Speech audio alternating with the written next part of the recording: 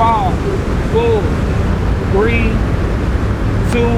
Well, I never had my parents growing up, you know. My parents left me when I was 6. So. I mean, it was one incident. We was driving one night, and they got into it, and he threw her outside the car by her hair.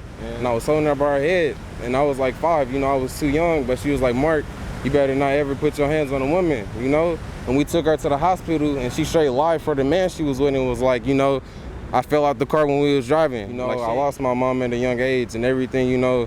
I seen my brother, you know, we was outside when he was 14, I was 6. I was outside with my brother, and you know, he had me after my mom died, so I had to follow in his footsteps. Voices of the future. Voices of the future. Voices of the future. Voices of the future. Voices of the Introduce yourself. All right, I'm Mark Hutchison. I'm from St. Louis, Missouri, West Side, you know, Wellston, Delmar Loop area, U City.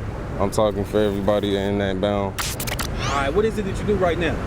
I'm a tattoo artist, and I work at the YMCA.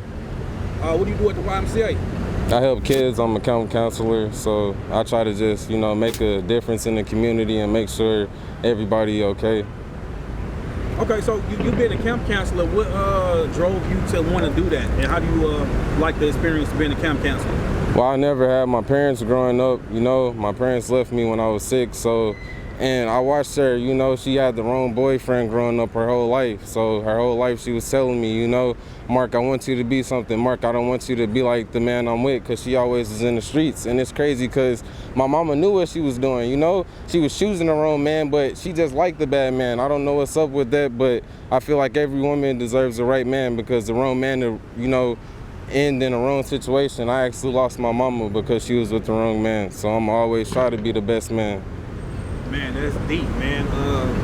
Before we go any further, I want to just thank you and appreciate you for sharing that little bit with us. Oh, no problem. Growing up with seeing your mom with the wrong man, what type of effect did that have on you, and what type of toll do you feel like that took on you? I mean, it was one incident. We was driving one night, and they got into it, and he threw her outside the car by her hair. And you know, I understand how strong love is, because after he threw her out the car, she was outside bleeding, and I ran into my mama. You know, I got out the car, and I was holding her by her head, and I was like 5, you know, I was too young, but she was like, Mark, you better not ever put your hands on a woman, you know? And we took her to the hospital, and she straight lied for the man she was with and was like, you know, I fell out the car when we was driving. Like, she ain't even say the part about what he did. So I'm just saying, like, you know, whatever you going through or whatever you with, I feel like if you pray, God will get you through that, because nobody deserves the wrong type of love, because at the end, in a bad situation.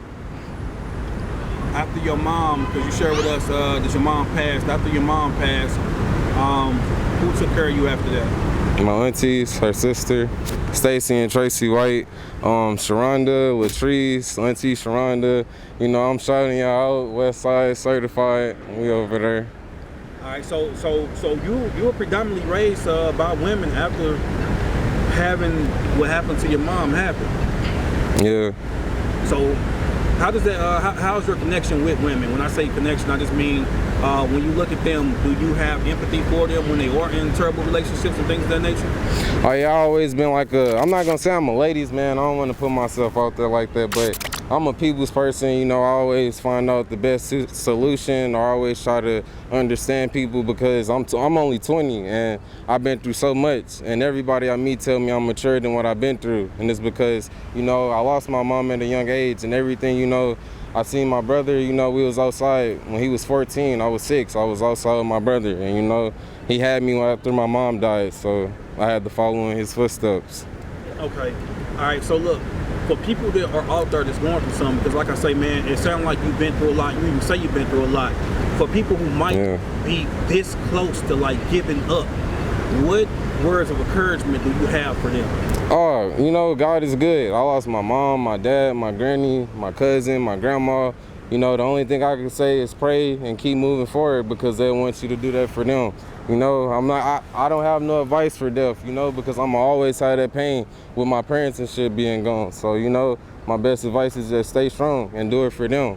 Because, you know, taking your life not going to do nothing, or doing some bad stuff, you know, to avenge for them or something, you know, they want you to be something so you could, you know, so they can smile. You know, they don't want you doing no bad stuff, because then you're going to be with them and be like, dang, you know, I just wanted y'all to make me proud, because when before they died, they was trying to do stuff for you to make you proud, you know? So that's what it's all about, for real. All right, in the closing, man, I want you to give your city a message. It doesn't matter on what type of level. While you got these airwaves, talk to your people in St. Louis, man. West Side certified, you say North Side, wherever, man. Talk to your people. Man, we just need to stop the violence. My fault. We need to stop the violence. 1 second. 5, 4, 3, 2. Talk to St. Louis. Man, we just need to stop the violence. You know, it's a lot of black people out here, and we the main target. So, you know, y'all need to put the guns down and really put the gloves up, you know, because it ain't nothing to it, you know? Words don't hurt, you know? We all men.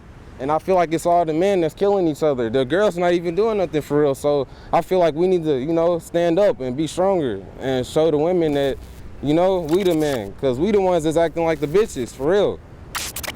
Not the bitches acting like the bitches. I'm not gonna lie. All right, this is Mark Hutchinson, and we rocking with Street Talk. Tune in. No. We could be safe and still have fun. Right, as she said, we could be safe and still have fun.